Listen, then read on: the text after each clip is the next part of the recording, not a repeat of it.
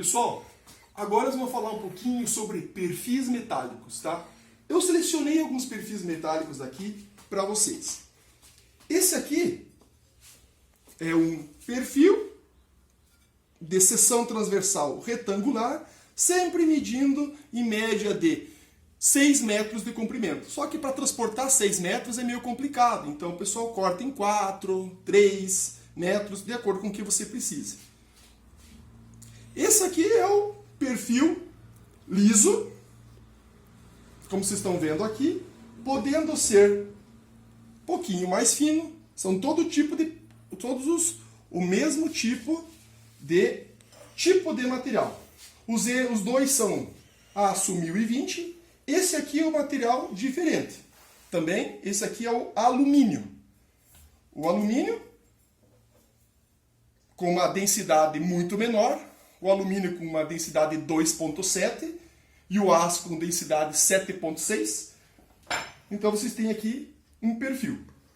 Esses são um tipo de perfil. Esse aqui com uma espessura um pouco maior, você vai de acordo com a largura e a espessura da haste que te interessa. Perceba que pode ter algumas aqui bem consideráveis, né? Esse aqui é uma haste de perfil quadrado. Então, se ela já é uma haste de perfil quadrado, você só tem que passar uma medida. Ou a largura, ou a altura. E ela também tem diversos perfis. Desse perfil aqui. E quadradinha também, de um perfil um pouco menor. Que você também mede, essa aqui é 8 mm, 5 mm, 6 mm, a espessura deles. Esse aqui é uma haste tubular. Certo? A haste tubular está aqui. A espessura dela são as paredes do tubo. Então você tem a medida externa, que são duas, e a medida interna. A espessura dessas são sempre iguais, mesmo que aqui não apareça, mas essa aqui é uma de em torno de 1 mm, 1,5 mm a 2 mm, são as espessuras das paredes. Esse daqui é um dos mais utilizados dentro das estruturas metálicas, que é as cantoneiras, tá? São muitas as medidas diferentes de cantoneira. A cantoneira é medida de um lado, e esse lado aqui, que pode ser igual. Algumas são mais altas e mais estreitas, ou às vezes uma mais grossa e a outra mais fina, que isso os catálogos vão mostrando para vocês. Essa é uma cantoneira comum. Qual é a medida dela? Tá aqui. Ela tem em torno de 31 milímetros por 31 milímetros. E a alma dela, ou a espessura dela, é de 5 milímetros. Então, ela é uma 30 por 30 por 5. Essa aqui é uma de alumínio. Ela tem aqui 25 por 25, com uma alma aqui de 1,5 milímetro. Então, uma outra estrutura. Essa é a redonda, uma haste redonda, no qual você precisa passar apenas o diâmetro. O diâmetro dessa aqui é de 12 milímetros. Uma haste redonda, que tem o comprimento que você quiser, até 6 metros de comprimento. Essa é uma haste tubular, que você mede também o diâmetro, que é um diâmetro aqui, nesse caso, de 38 milímetros, e a parede dele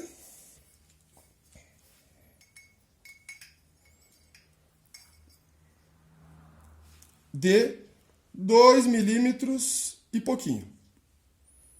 É o quê? Uma estrutura tubular.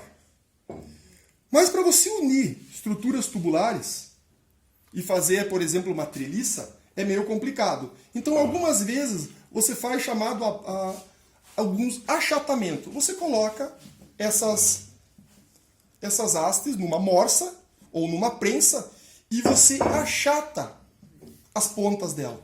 E quando você achata as pontas dela, facilita muito a soldabilidade.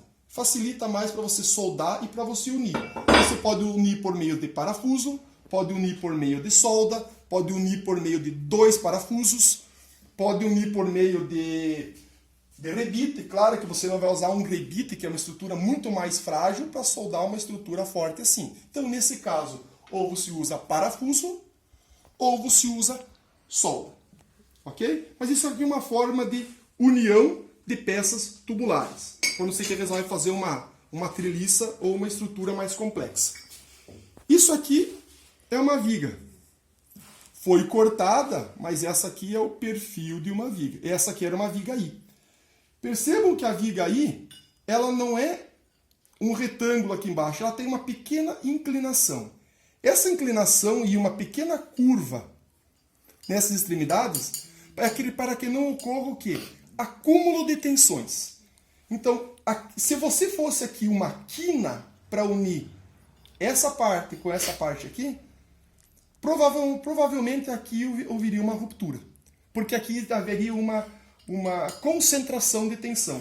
Então, sempre que você faz união de peças, partes estruturais, você sempre arredonda essas partes internas e as partes externas para que não dê concentração de tensões. Tá? Isso é uma dica muito importante para sistemas estruturais.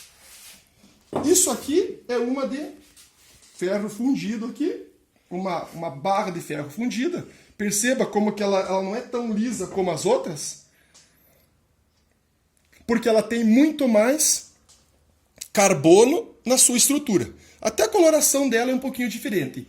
Isso é um aço 1020 com 0,2% de carbono. E esse aqui é um ferro fundido.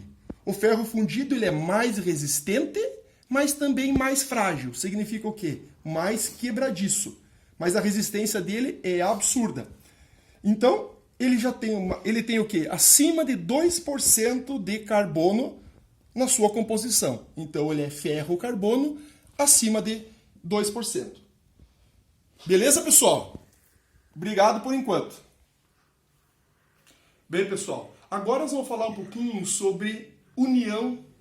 Vocês sabem que existe a soldagem, existe por meios de parafuso, você pode prender madeiras por meio de prego, mas um jeito bem usual é a maneira por meio de rebite. Então aqui nós temos alguns rebites. Diâmetros diferentes, comprimentos diferentes. O que importa, essa aqui é a parte que você fixa na máquina. Essa aqui é o tamanho que você tem que ter. Uma pequena sobra, ela não pode ter o comprimento disso aqui. Ela tem que ser um pouquinho menor. Exemplo, eu vou fazer a união dessa material de alumínio com esse material de aço. Se você for soldar, não iria ficar bom. Porque uma solda para unir aço 1020 com alumínio não vai ficar boa. Você poderia fazer por meio de parafuso e eu vou fazer por meio agora de rebite. Então o que eu preciso?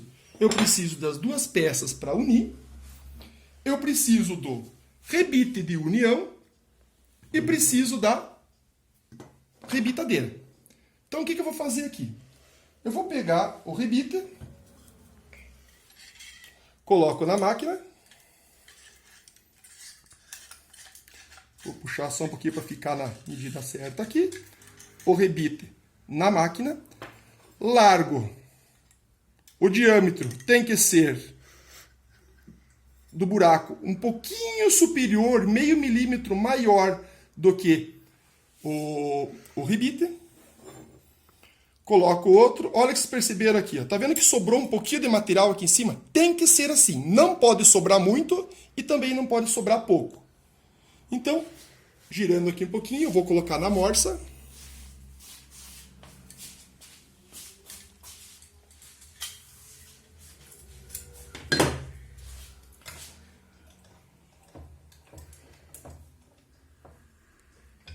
E vou unir esses dois aqui.